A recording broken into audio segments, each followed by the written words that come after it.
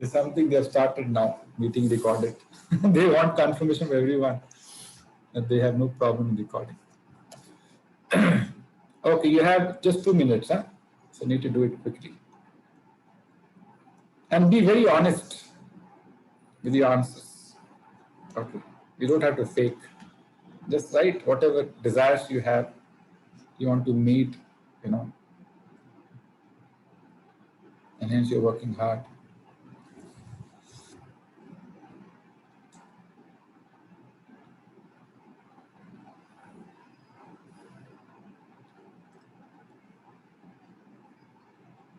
If you're done with, you can raise your hand. Okay.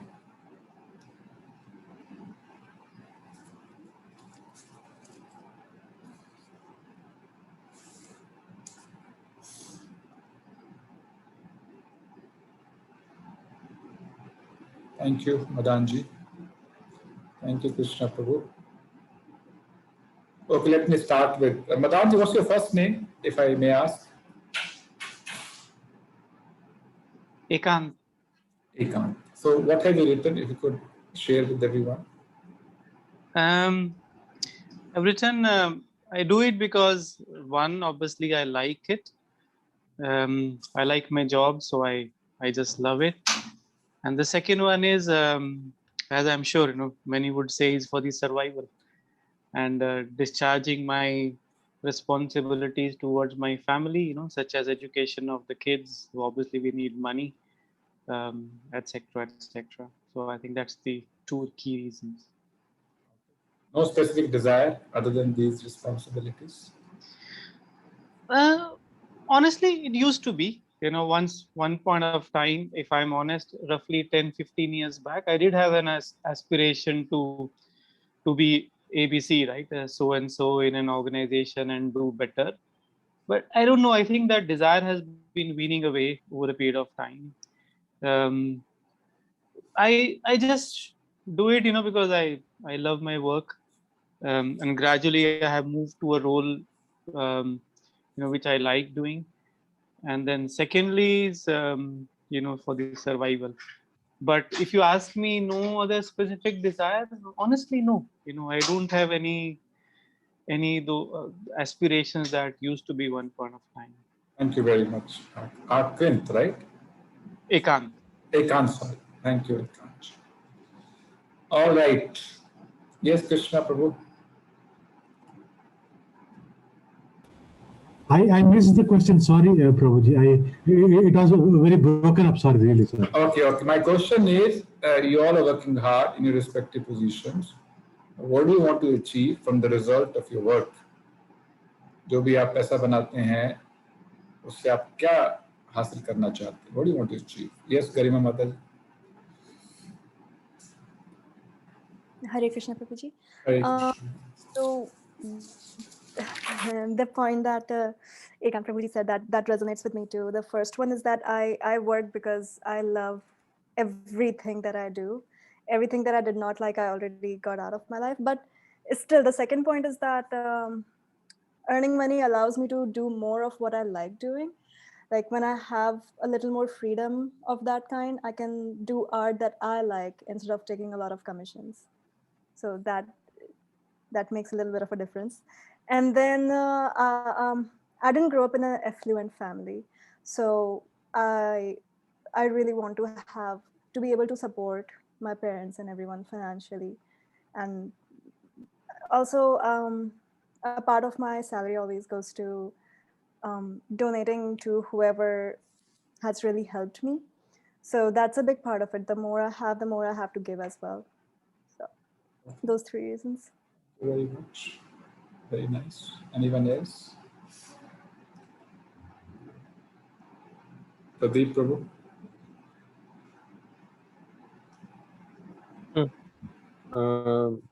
My work is my best pastime. I enjoy doing my work, and I know I can earn more money जो मेरे आसपास के लोग नहीं कमा सकते हैं.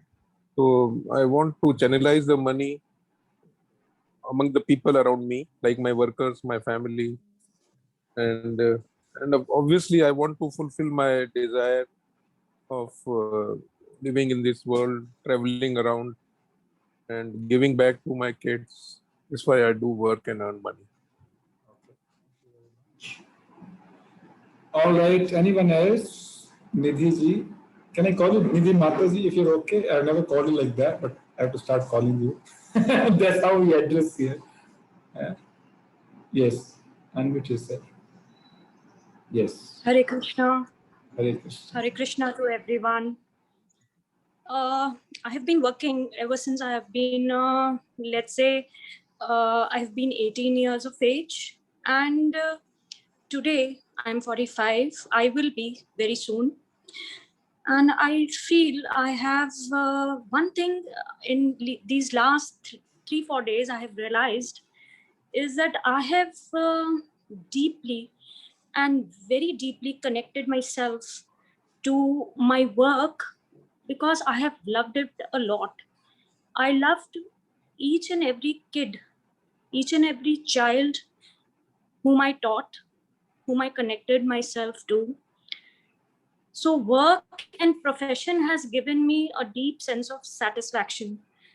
It is a very emotional thing for me actually, because I sense a lot of love, from there.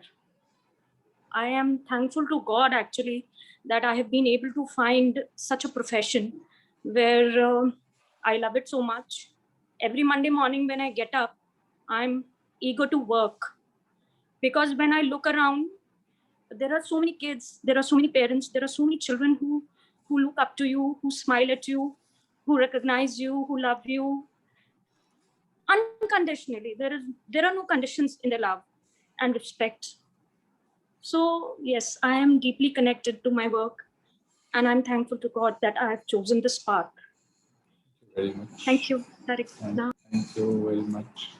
Okay, anyone else would like to share something? Sunil Prabhu, yes. You all seem to be already realized souls. Prabhuji, I expect after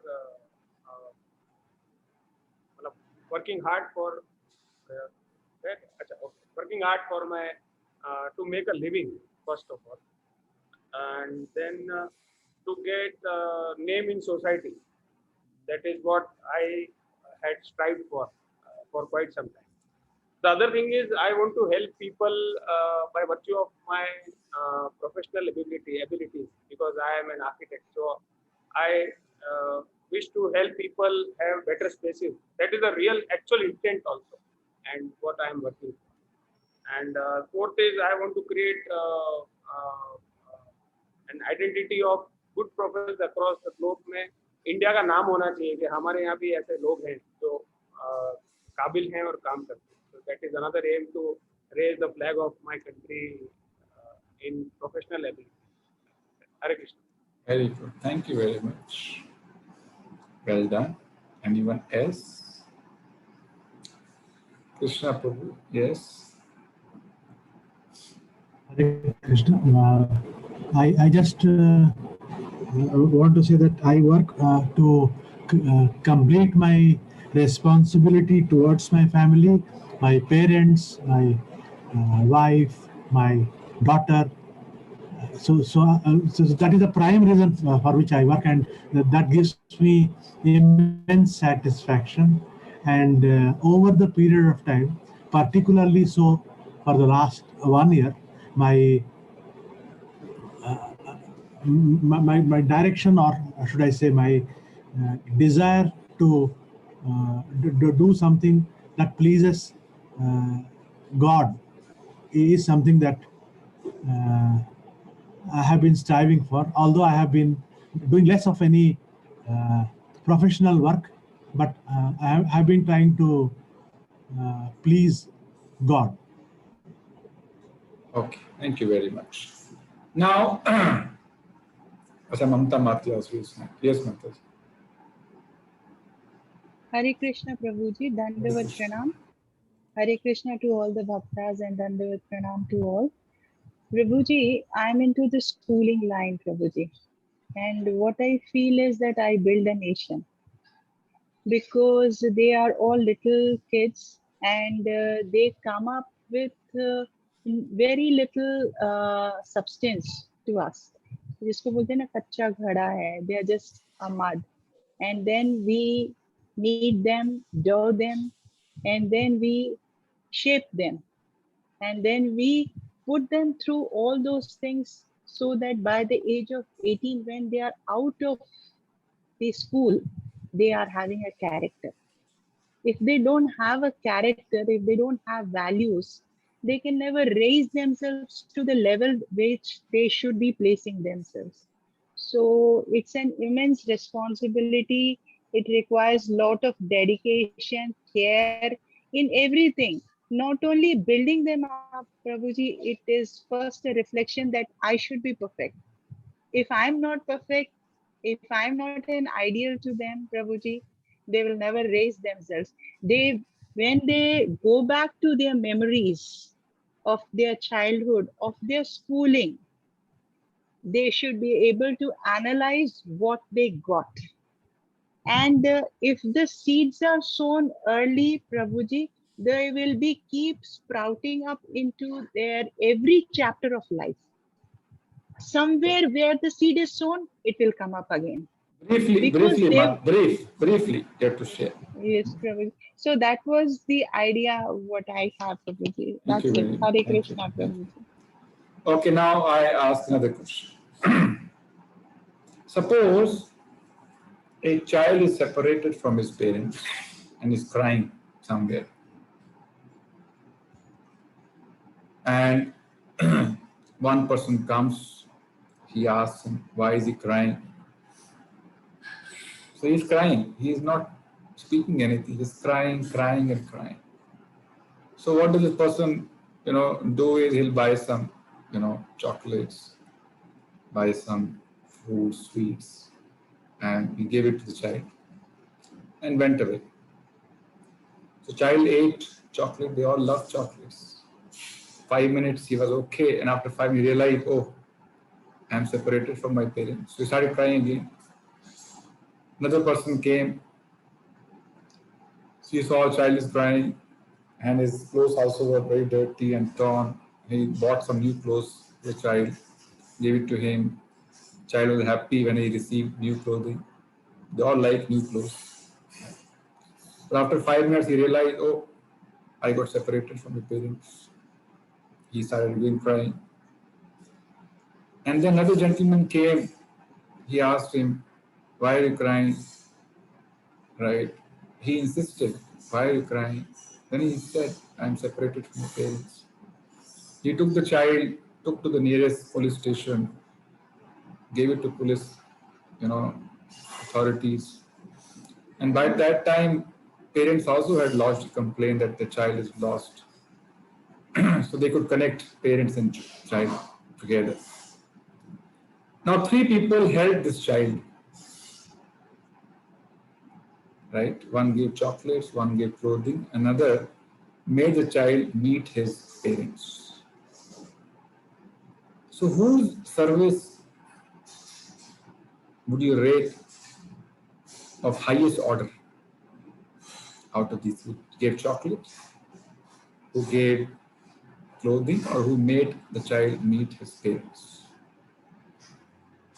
Yeah, let me ask somebody else who have not spoken. Yes. Let me ask, who will say? Prabhu, आप बताइए. Prabhuji, third one is the best person. उसने ultimate जो उसको permanent जो solution चाहिए था वो उसका दिलवाया है. फर्स्ट और सेकंड ने तो टेम्परेरी उसको सॉल्यूशन दिया है. थर्ड वाले ने जो काम किया उससे उसको परमानेंटली रिजोल्यूशन मिला है. इसलिए third one is best one. So the difference is, one gave some relief, but it was temporary. Another gave a solution which gave him permanent relief. Right? When he met his parents, there was no dearth of chocolates, there was no dearth of clothing. He got practically everything. He got shelter, he got everything. So the person who made them meet did the highest level of service, isn't it? Similarly, we all serve families. We all serve, people around us, maybe children in your school, maybe patients in your hospital, maybe workers in your factory, maybe people on the road, beggars on the road. Sometimes you give them money, you give them food. It is all help, yes, no doubt, wonderful, pious activity. But that does not solve the problem permanently. Yes or no? It's like giving chocolate to the child. Yeah. The question is, what will solve his problem permanently? Give him something which will help him get permanent solution.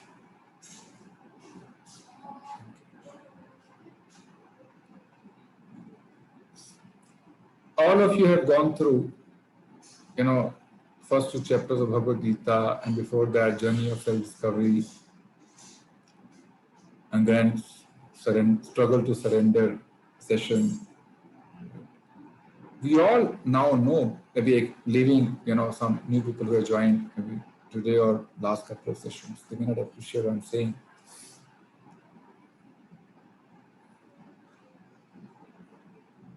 There is a permanent solution available, right, to all the problems we have. You all agree? Even, somebody asked me, hey, why did you leave the job? And you are making handsome salary, you're in good position, good products, Hindustan Unilever had, and why did you leave the job and, join ISKCON? So I said, they are also doing something wonderful. In ISKCON, we are trying to stop this process of birth, death, old age and disease. Isn't it? It is also a product we offer to people around us, with which if they buy this, they can stop these problems forever. Earlier, I was selling cosmetics, which will make somebody happy for 5-10 minutes. Again, he has to apply cosmetic. Again, he has to buy. So there is no eternal happiness. We were selling food items, which will again, satisfy somebody's hunger. Again, he will feel hungry. So it doesn't give common solution. But now I'm working for a cause which solves the problem forever. So it's a product we offer, different variety of product. Similarly, what service we offer to the society or the people around us, we must think through, is that going to help him get a permanent solution or simply a temporary solution? I'm not saying these are bad, no. I'm just trying to differentiate between a solution which is permanent and a solution which is temporary.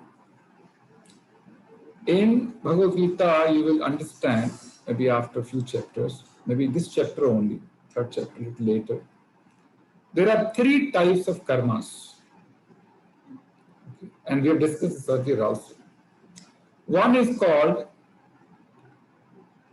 vikarma. Second is called karma. And the third one is called akarma. Okay. Repeat after me. Vikarma, karma,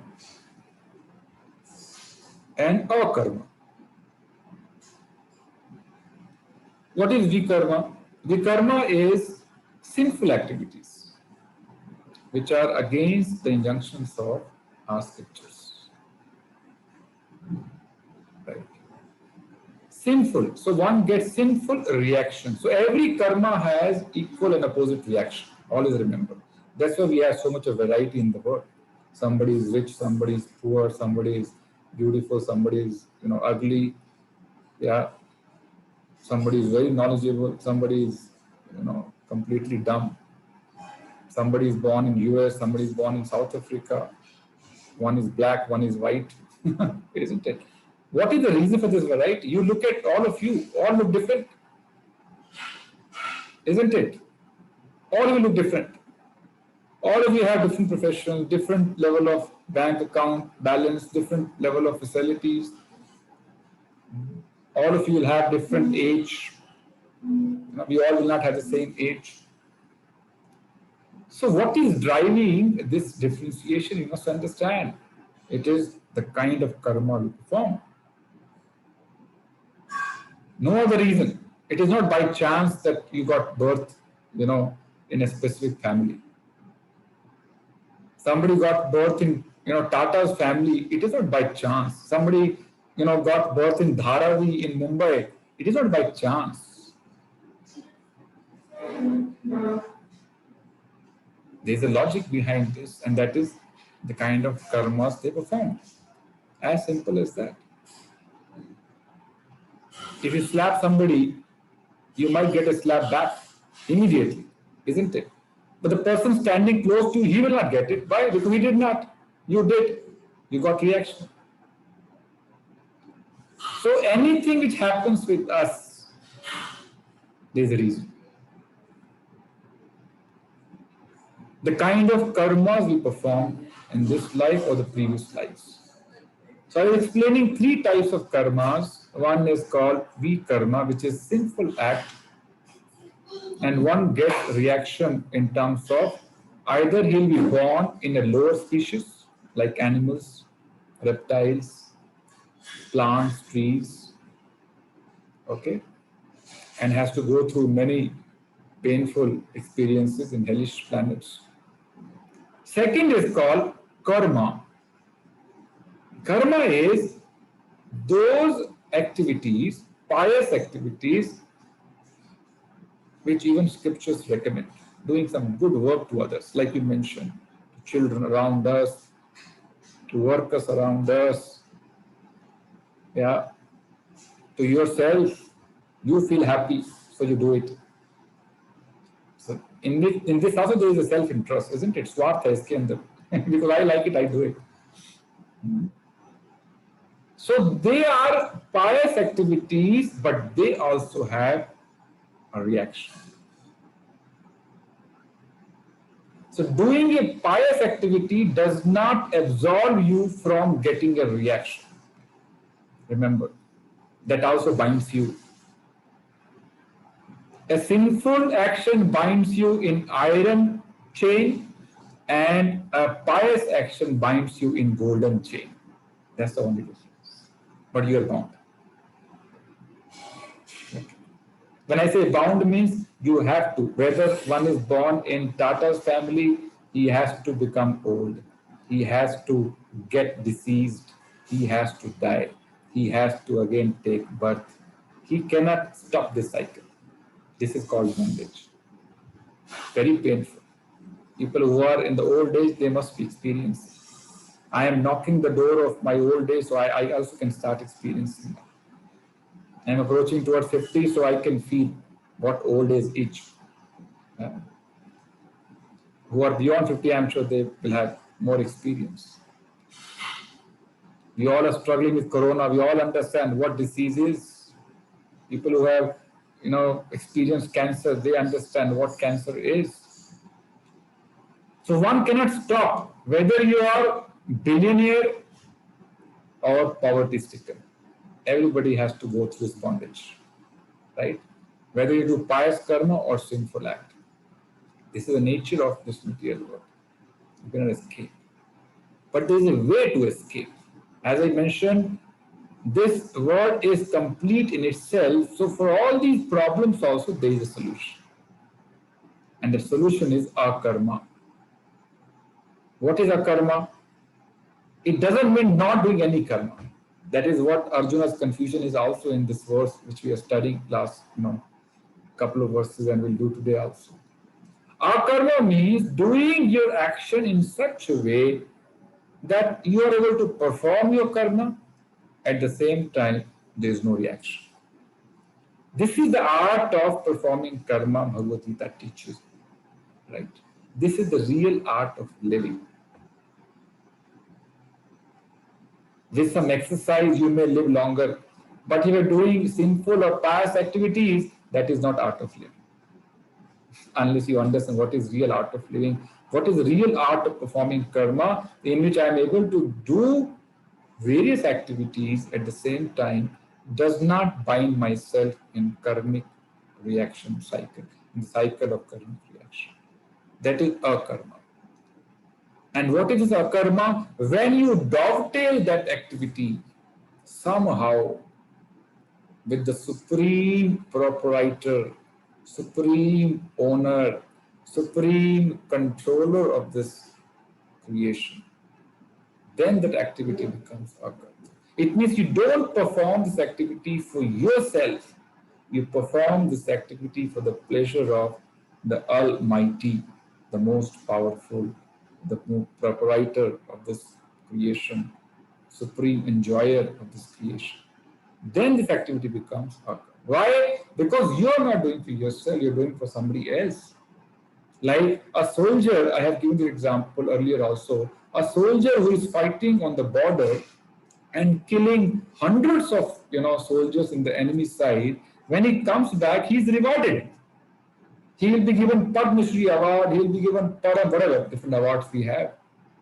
But the same person, if he comes to his village during his holidays and he has a fight with his neighbor and he kills him, he is reprimanded. He will be behind bar just for killing one person.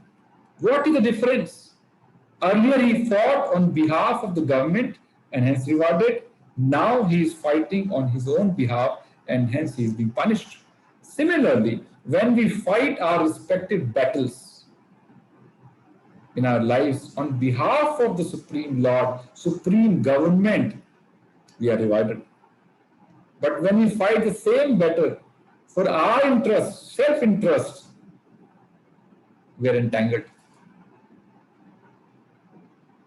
in this material world. So what makes karma akarma is this: you don't do any activity for yourself, you do the same activity you're doing on behalf of the Supreme Lord, for His pleasure, not for your pleasure. And when one performs akarma with this mindset, then he is not completely absolved of all the karmic reactions. He is not entangled. Remember this soldier example, you can appreciate what I'm saying, although you can't, very difficult to understand. So Krishna teaches how to perform our karma. When karma is linked with God, yoga means what? When you add yoga to karma, it becomes akarma. Okay? When you connect the result of this activity or the activity itself with the Supreme Lord, it becomes akarma. It becomes karma yoga. Only karma is dangerous. Karma yoga is safer. It's safe. Let me give a very simple example, which Krishna will explain in the 13th verse of this chapter. And many of you may know. You all eat food. Yes. All of you eat. You cook every day, 3 times a day. Some people even eat more than 3 times. I was in Indonesia. The whole day people are eating only. Whole day they're eating.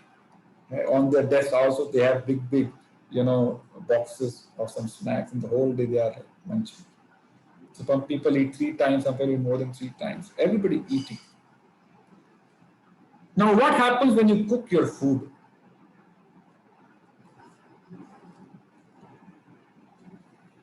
For some people it might be a repetition, but it is important to reinforce this.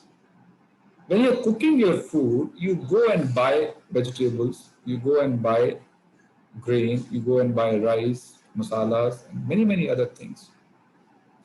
When you go and buy, while in the process of simply buying, we kill many, many living entities. Are you aware? While walking,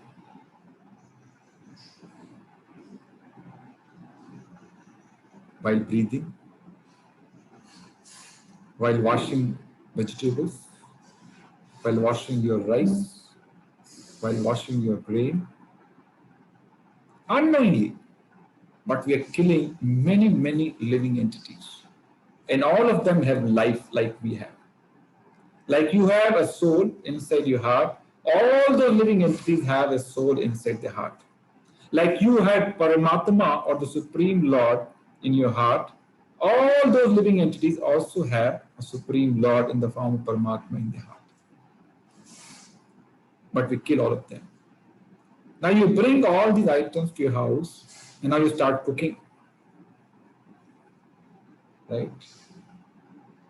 You light fire on your stove and you start killing many, many living entities in the air. Yes or no? So the point I'm making is, when you're cooking food for yourself, for your pleasure, for your enjoyment, after going through so many sinful activities, you have to take responsibility. You have to face karmic reactions. You can't escape. That's why the process of law of karma is very intricate. We can't make out why it is happening. We sometimes get bewildered. Hey, why this happened with me? I am such a nice person. I have done always good to others. And some of you are thinking right away, I know. Right away you're thinking, why is this happening with me? I've been helping people around. I've been donating money. I've been doing the best to people around us. Why is this happening with me? So it's law of karma. You don't know what karma is coming back to us. You don't know. Everybody is working hard. Somebody makes more money. Somebody doesn't make money at all. Why? Both worked hard. Isn't it? They have different karmic reactions. Now this food, which was made for your enjoyment, and hence you had to take responsibility of all the sinful activities we committed during cooking of the food, we are held accountable. We have to face the consequences. But the same cooking, if it is done for Krishna, now there's a difference. The subject is different. Earlier subject was you, now subject is God. You're cooking on behalf of Krishna. You're offering food to Krishna as a sacrifice. You perform different sacrifices, swaha, swaha. This is yajna. So when you offer food to Krishna, it is also a sacrifice. A different form of sacrifice, yajna. When you offer food, with the right mindset, of course, Krishna takes away all the karmic reactions from the food. And that food becomes prashada, mahaprasadam, which is karma-free diet. Like sugar-free diet, this diet becomes karma-free diet. So one is absolved of all the sinful acts he performed while cooking the food. This is the difference between karma and akarma. Okay. Very subtle difference. And please, have faith in what Krishna is saying. Yeah? This knowledge is there in existence for millions and trillions of years. Right from the start of creation.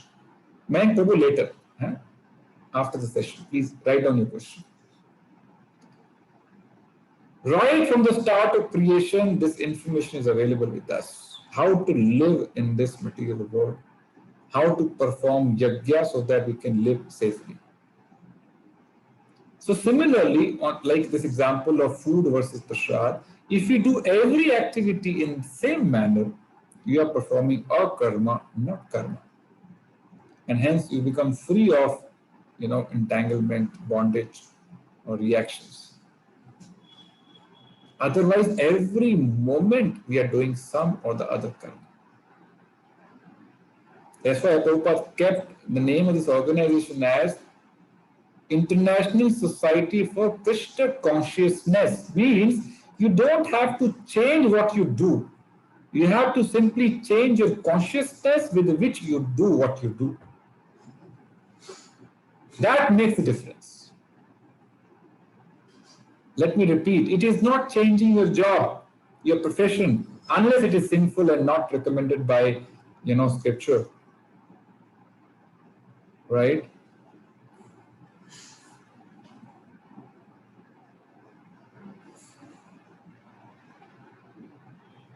So we have to learn how to make a profession from karma to akarma. Let me give an example. There are so many hospitals in the city, right? All are giving medicine and saving these people. But they're simply saving body, not the soul. There's another hospital in Bombay, Bhakti Vedanta Hospital, which is run by ISKCON, Mira Road. Big hospital, super specialty hospital. So there they give medicine also. They do the same operation also. But at the same time, they give him, everything they give is spiritualized. Therefore, it is given to the patient. Whether it is food or it is medicine or somebody reading Bhagavad Gita in front of them, doing some kirtan in front of them, mobile deities going to every bed and giving them darshan. So you have to think through how do you make your profession specialized so that it doesn't remain karma and cause bondage. Then it becomes real art of living. Otherwise, every moment we are getting bound, we are getting entangled. Now Arjuna's query is what? Arjuna's, Krishna told him, keep abominable activities through devotional service. Arjuna thought it means leaving the activity, keep activities away. So Arjuna asked this question in the previous class, you tell me one thing, Krishna, should I fight or should I, leave the battle and go away? Now Krishna is going to teach him, you fight the battle, but with Krishna consciousness. Okay, you fight. So you do your, whatever work you're doing, you go to office, you run your school, no problem. But bring government or the supreme government into picture. Do on their behalf, not on your behalf. Let me share a nice verse which Krishna says in 8th chapter. What Krishna told Arjuna. He saying, Tasmat sarveshu kaleshu mam anusmara yuddhecha mai arpita mano buddhir mam evashyasi ashamshaya. He saying, therefore, Arjuna, you should always think of me in the form of Krishna and at the same time carry out your prescribed duty of fighting. Now, instead of fighting, you can put your profession. I'll repeat. Suppose Nidhi Mataji. Therefore, Nidhi Mataji, you should always think of me in the form of Krishna. At the same time, carry out your prescribed duty of running a school. Pradeep Prabhuji. Therefore, Pradeep ji, you should always think of me in the form of Krishna. At the same time, to run your factory and do your prescribed duty. So like this, you can replace, Arjuna with your name and fighting with your profession. Principle remains the same. With your activities dedicated to me and your mind and intelligence fixed on me, you will attain me without doubt. Ashamshaya. He is giving guarantee. You will attain me means you will get out of this material world and hence the associated sufferings of this material world. Okay. Does that sound good? You understand the difference between karma and akarma? Only you have to bring Krishna into picture. That's it. Instead of dedicating activity to yourself, results to yourself, dedicate it to Krishna. So then you are absolved of all the responsibilities. Krishna will take responsibility. Like government takes responsibility of all the, murders that soldier did on the border. He is not implicated. Government will handle. So Krishna will handle whatever happens while doing cooking. You will not do it intentionally, of course. Unintentionally, whatever happens, Krishna will manage. It's being done for him, not for you. This is the supreme science of how to perform karma. Does it ring the bell? Yeah. Some of you are looking completely perplexed.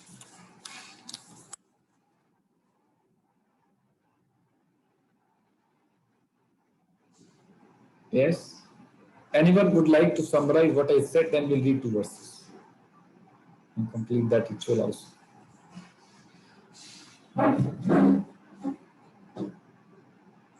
Okay. Yes, Mamta. Hare Krishna, Prabhuji. You told about the 3 karmas, vikarma, karma, and akarma. Vikarma is a sinful act and that binds you to a reaction. And karma are those pious activities which are recommended by the Shastras, but they also bind you to a reaction. Uh, Vikarma is like an iron chain, and karma is like a golden chain. Both have reactions. Both the above karmas bind us and keep us in bondage. And then we have akarma, means doing your action in such a way that your actions don't bind you in any cycle of bondage. Example, when a soldier fights for the country, he is awarded. But if he kills an innocent person, he is punished. Hence, you have to link the karma to the Almighty to make it a karma. The law of karma comes back to us in unknown ways. Like you gave an example of when you have to cook a food. You perform many sinful activities while cooking a food. But then while you are cooking a food and when it is offered to Krishna, the subject is that we are cooking for Krishna, then all the sinful activities are washed away. Everything that is done to please Krishna means the subject is changed. You have to do everything which you have to please Krishna. It is not changing your job, but it is changing your consciousness. Being Krishna consciousness is what is important. What is important is doing everything with Krishna consciousness. Very good. This Very is what I learned. wonderfully summarized. Thank you. I'm very happy you have understood. Mayank Prabhu, you had a question. Yes, you can ask now.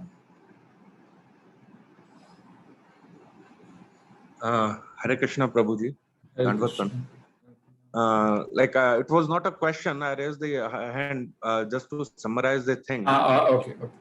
And just wanted to ask, can you explain this process of Krishna consciousness with respect to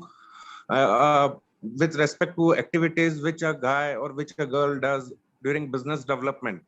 Can you relate it? How he has to do it? Like he has to meet customers. So while meeting his customers, he need to detach himself from the fruits in terms of you can say sales figures or what. Can you link this process of Krishna consciousness with business development? Understood. So it's a wonderful question, very practical question. He is into business development of some food industry. He's asking, how do I, make my job?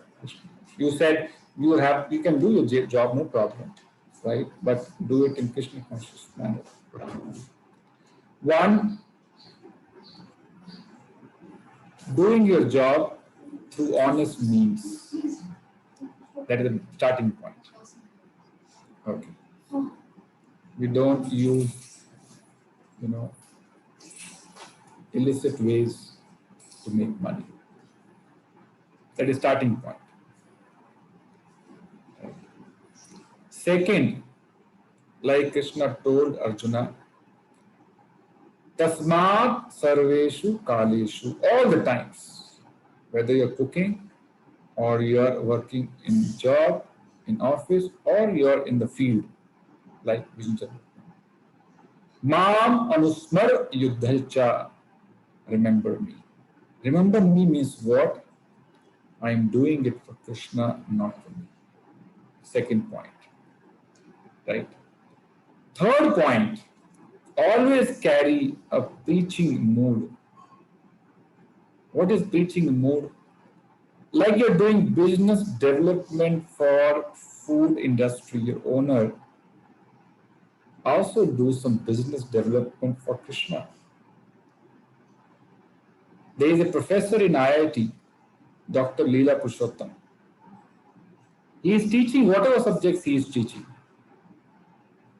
But every student, every professor he is preaching to bring them closer to Krishna. So not only he is doing business development for the education which he is teaching, but also business development he is doing for all the people he is in touch. So you should carry that, enthusiasm while looking at your customer. Let him become my customer, yes, but gradually that customer also should become customer of Krishna. For example, you can look at your workers like that. You can look at your employees like that. You can look at your colleagues, peers, in office like that. Right? How do I? So somebody is helping you transform your life, from karma to a karma. Gradually, how do I influence them to transform their lives? Then it is very easy to remember Krishna when you're in that mood. There are many doctors, right? When patient comes, to take medicine, to get treatment, they will give material treatment. At the same time, they will encourage him. Chant the holy name, read, one verse of Bhagavad Gita every day. They might even go to the extent of giving a free copy of Bhagavad Gita to those patients. That is how they use the money. Dhanam cha dharmek phalam yato vai. The only objective of money is to protect dharma. There is no other objective. We all think in, dharma, artha, kama, moksha. We all think dhanam is to meet our desires. No, that is not the purpose of money. Dhanam cha dharme, only purpose of money or wealth or Lakshmi is to serve Narayan. Who is Lakshmi? All the wealth which you have, it is a personified form, is Lakshmi, who is always serving Narayan. So the purpose of Lakshmi or the money or the currency or the gold, you may call with any name, the only purpose is to protect dharma and have desires of, liberation or bhakti, whatever level you are at. We think artha is for kama and dharma is for moksha. No. Artha is to protect dharma and kama means desires to get liberated. Then it becomes the real purusharth. That is the purpose of money.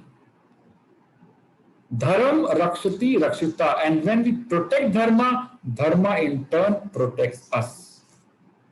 Now in Kali Yuga, no one is protecting dharma. So dharma is left and right, destroying people of Kali Yuga. Different ways. Either corona or tsunami or famine or different ways. In thok, in wholesale. Why nobody protecting? In early Satyug, there was no akal or ऐसी चीजें बहुत नहीं हुआ करती थी. Most people were dharmic. Dharma used to protect. Dharma rakshati rakshita. If you protect dharma, dharma will in turn protect us.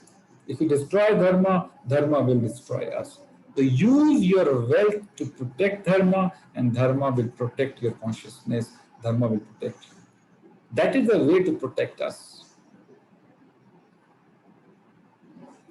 Okay. So does that answer your question, Mayank Prabhu?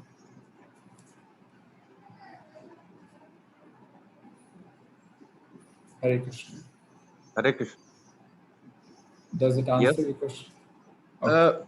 It answers my question, but up to a level. I still have some ambiguity which needs to be resolved. Prabhuji, just wanted to ask, like, suppose I meet a customer, right? No, It is very let me answer your question. See, sometimes few things, unless you do it, you will not realize it.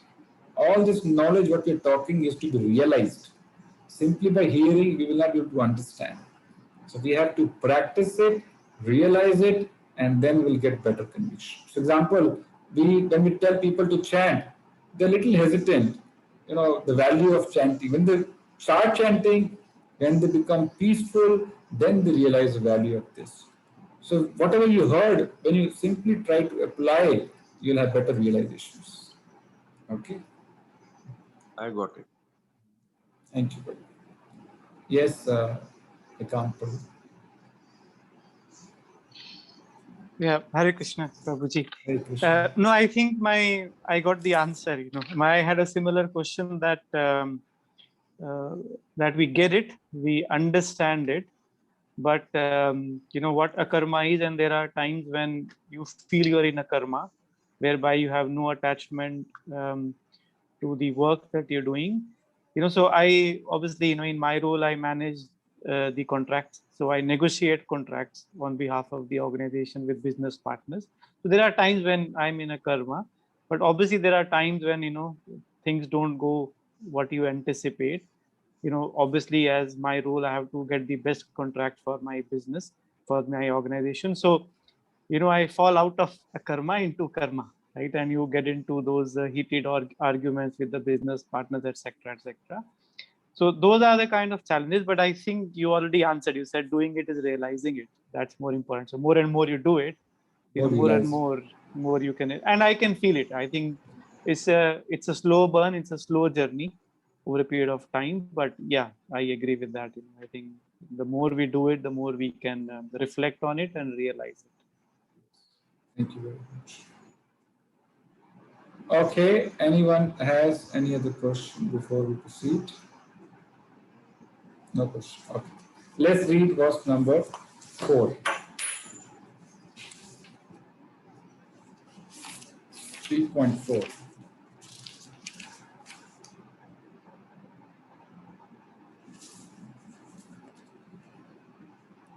Na karmanam anarambhan neshkarmiyam purusho smute nacha samnyasnat eva siddhim samadhigacchati. I'll read again. Na karmanam anarambhan neshkarmiyam purusho smute nacha samnyasnat eva siddhim samadhigacchati.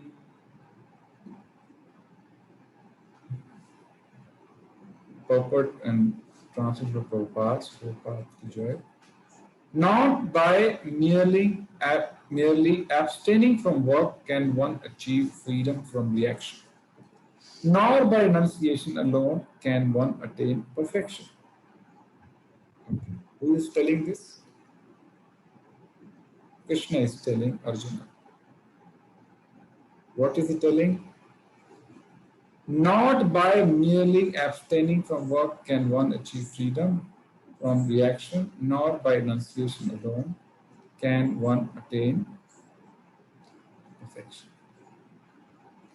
Now, Arjuna was thinking, simply by avoiding this war, I will be free from sinful reactions. This is also a very subtle point, try to understand. What was Arjuna thinking? If I don't fight this battle, I will be free of reaction. I am not doing karma. Sorry. If you remember, from first chapter, one of the reasons for not fighting the battle was fear of sinful reactions. Correct? And Arjuna is thinking, if I don't fight, I'll be free of sinful reactions. Krishna is saying, no.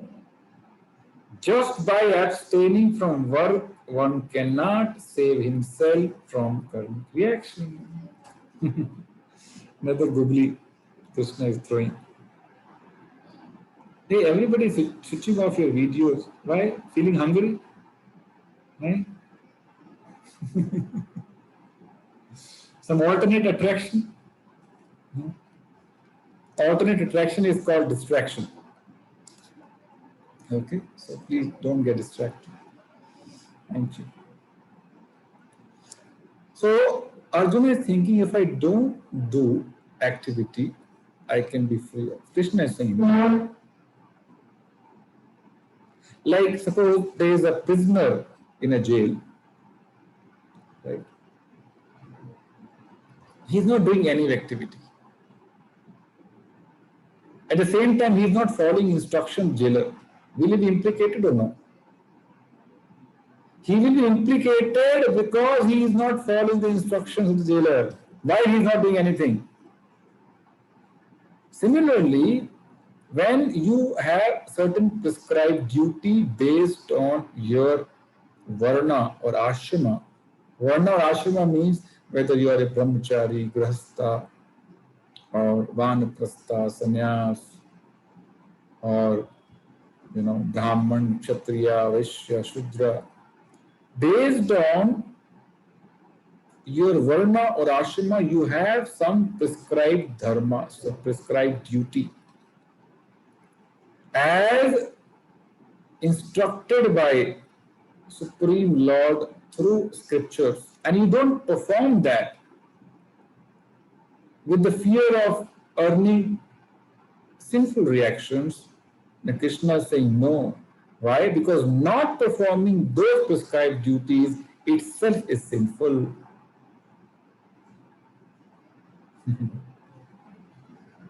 Not performing your prescribed duties itself is sinful. For example, Arjuna's prescribed duty as a Kshatriya is to fight this battle. Right? Arjuna's Swadharma or prescribed duty, because he is a Kshatriya, is to fight this battle. Correct? So if he does not fight this battle, which is his prescribed duty, he will incur sinful reaction.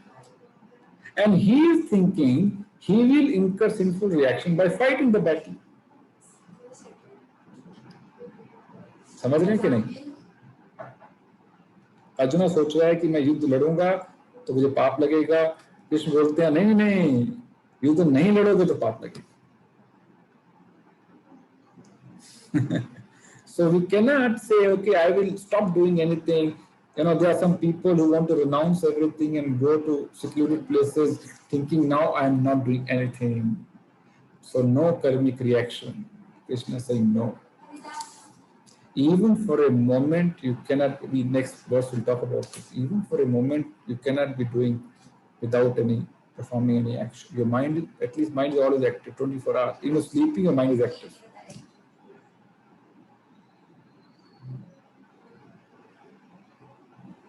So one cannot be free of sinful reactions by not performing your duties. It will become sinful if you don't. And then second is saying, nor by renunciation alone can one attain perfection. And somebody thinks, let me leave everything and go, like we discussed in previous class. Let me take sannyas. There are people, sometimes people take sannyas because they are fed up of material life. They don't want to, execute their responsibilities. They want to just leave and go in the name of religion. They want to, run away from the responsibilities in the name of religion. Krishna is saying, no, that is also not allowed. Not everybody can renounce the activity. No. Okay, so you can't abstain from the work or you can't renounce your activity to save yourself from karmic reactions. You have to perform. You have to perform with Krishna consciousness.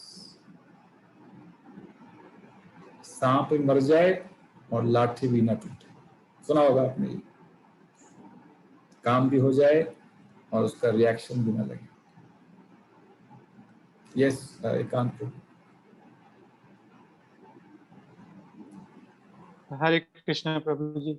That exactly was my question, that in life also we keep swinging between attachment and aversion, right? And we just keep swinging between the two ends of that continuum, right? And sometimes it is attachment, then we have aversion, then we have attachment, then we have aversion. That is the nature How of do we... mind. Yes, that is the nature of mind. Sankalpa, vikalpa. Mind is always accepting something, rejecting something, accepting something, rejecting something, accepting. So this cycle of acceptance and rejection makes the mind agitated. Right? So how do we get out of the cycle? One has to develop equipoised view around of material things. That is what, when you practice Krishna consciousness, right, then one is free of what we call three gunas, Rajaguna, Tamaguna, Sattva. Then we come to a level wherein we don't get attracted or we are not averse, through because of our personal attachment to detachments. Then you look at everything, something which can be used in the service of Krishna. You don't look at whether I like it or I don't like it. You change your perspective and look at things, how do you use it in service of Krishna? Right? Then attachment, detachment both vanish. Okay. Then objective is how to use it for a higher purpose. Not even if, for example, scriptures advise you to get up early in the morning so that you can perform your spiritual sadhana nicely. But you are very averse to it, isn't it? Arey, subah itna problem. Somebody who is used to getting up 8 o'clock, 8:30, some other people who get up even 9 o'clock, even 10 o'clock, you ask them, he is very attached to sleeping. And he's being asked to give up that attachment and, to please Krishna, get up early in the morning. When your objective becomes pleasing Krishna, then attachment or aversions have no meaning. You do it because it pleases Krishna.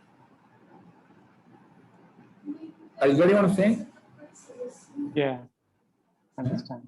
And so gradually, when our focus changes from me to Krishna, then there is no question of personal attachments. There was one sadhu who went to Janak Maharaj. And he asked Janak Maharaj, you have so much of opulence in your palace, beautiful maid servant around you. Are you not getting attracted by all these things? Very natural, no? If you have so much of opulence, so much of glamour, so much of comfort around you, one will tend to get attracted. So he asked Janak Maharaj, you're not attracted. He didn't answer. He gave him a task. He gave him a small diya with a lighted lamp and asked him, go around the palace and see what all opulent things I have in the palace. But you have to ensure ये बत्ती बुझनी नहीं चाहिए. चूंकि दिया दे दिया, आग जला के बोला इसको लेके पूरे महल में जाइए और देखिए कि महल में क्या क्या है which I can enjoy. But this should not extinguish. इसको बुझना नहीं चाहिए. So this sadhu went around the palace to ensure कि बुझे नहीं. And when he came back to Janak Maharaj asked him, so what all you saw? Hey, I couldn't see anything. Why? Because the entire focus was on this diya, he should not extinguish, बुझने नहीं चाहिए. So when the focus becomes Krishna, everything around us is not visible for us, for our enjoyment. Because the focus is different now. Focus is not me. Focus is somebody else. Right? So then you don't realize what is attracting you and what you're liking, what you're not liking. Focus is different. Make sense? Yes, understood. Thank you. Okay. So 10:53. So I'll stop here. First number 4, 5 we'll do. 5 also partially we've covered. Right? Again, we start from verse number 5 or 6 in the next class. Any question anyone has, you can ask in the last maybe 5-10 minutes.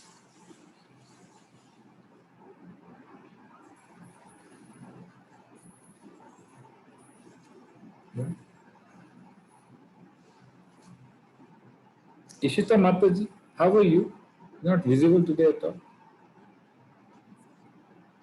Hi Krishna. You're okay? Yeah, I'm okay. How are you? Thank you. Fine. I would like to summarize, whatever you said today. Yeah, please. Yeah, just 2-3 points. So you said that abstinence from work doesn't result in a state of freedom from karmic reactions. So one has to cultivate knowledge in the intellect in order to work without any attachment to the result of his work. And just by renouncing, one cannot attain state of knowledge. And there's no point if we renounce the physical world while our mind remains impure or materially tainted. So one must perform his or her duties and refrain from a karma. Not performing one's duties or running away. That's all. Hare Krishna. Thank you very much. Okay, anyone else? Okay, all right. Thank you very much. It's 10:55. Thank you for your time. I appreciate that you take out time on Sunday. Very difficult, especially for working people. Sunday is the only day when you get time to relax. But Krishna will remember the sacrifice and you will be rewarded duly. Hare Krishna. Prabhupada ki jai.